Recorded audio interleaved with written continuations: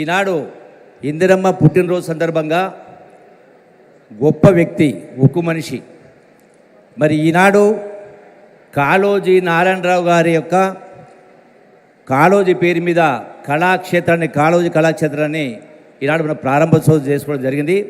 గౌరవ ముఖ్యమంత్రి రేవంత్ రెడ్డి గారి చేతుల మీదుగా. నాకు చాలా సంతోషంగా, ఆనందంగా ఉంది. కల్చరల్ మినిస్టర్గా ఈ కార్యక్రమంలో పాల్గొన్నందుకు చాలా ఆనందంగా, సంతోషంగా ఉంది.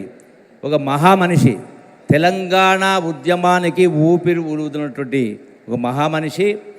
సాగిపోవుటే బతుకు, ఆగిపోవుటే చావు అంటూ ఆనాటి భారత స్వాతంత్రోద్యమంలో, అట్లాగే తెలంగాణ విమోచనోద్యమంలో కూడా పాల్గొన్న వ్యక్తి. మరి ఈనాటికి కూడా ఆయన యొక్క మాటలు, ఆయన యొక్క పుస్తకాలు మరి అనుసరణీయం. ముఖ్యంగా ఈనాడు అన్ని వర్గాల వరకు కూడా అనుసరించాలని ఉంటుంది. రెండవది, ఈ రోజున ఈ ప్రభుత్వం, గౌరవ ముఖ్యమంత్రి రేవంత్ రెడ్డి గారి నాయకత్వాన ప్రజలకు ఇచ్చినటువంటి హామీలన్నింటినీ కూడా ఒక్కొక్కటిగా నిలుపుకుంటున్నటువంటి కార్యక్రమం ఇలా నిజంగా ఆనందంగా ఉంది, సంతోషంగా ఉంది. ఎందుకంటే ఈనాడు మనం చూస్తూ ఉన్నారు మీరందరూ కూడా, టీవీల ద్వారా, పత్రికల ద్వారా, వాట్సాప్ల ద్వారా, సోషల్ మీడియా ద్వారా. అంటే అబద్ధాలని 10 సార్లు చెప్తే నిజం అనుకునే పద్ధతిలో ఇలా ప్రతిపక్ష పార్టీలు చూపిస్తూ ఉన్నాయి.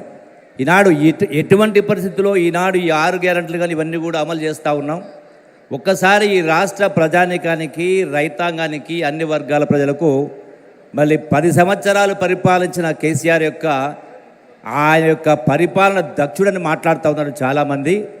నేను ఒకటే మనం చేస్తా ఉన్నా, నిజంగా పరిపాలన దక్షుడైతే రాష్ట్రం, ధనిక రాష్ట్రాన్ని అప్పుల రాష్ట్రంగా మార్చి చిప్ప చేతికిచ్చి 8 లక్షల కోట్ల అప్పు చేసి నెలకు 6,000 కోట్ల రూపాయల వడ్డీ చెల్లిస్తూ కూడా ఈనాడు ఇన్ని కార్యక్రమాలు, 6 గ్యారెంటీలు, ఇందిరమ్మ ప్రభుత్వం ఇచ్చిన మాట కట్టుబడి ఇవన్నీ పనిచేస్తా ఉంటే ఒకసారి ఆలోచన చేయాలి.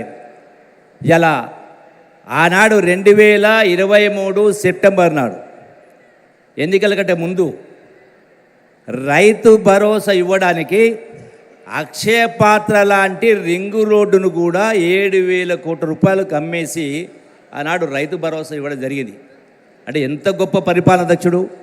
అందుకే అంటే ఇన్ని ఇబ్బందులున్నా, ఇన్ని సమస్యలున్నా ఈనాటి ప్రభుత్వం చెప్పిన మాట అన్నీ కూడా కట్టుబడి ప్రతి ఒక్కటి కూడా అమలు చేసే కార్యక్రమం చేస్తూ ఉన్నాం.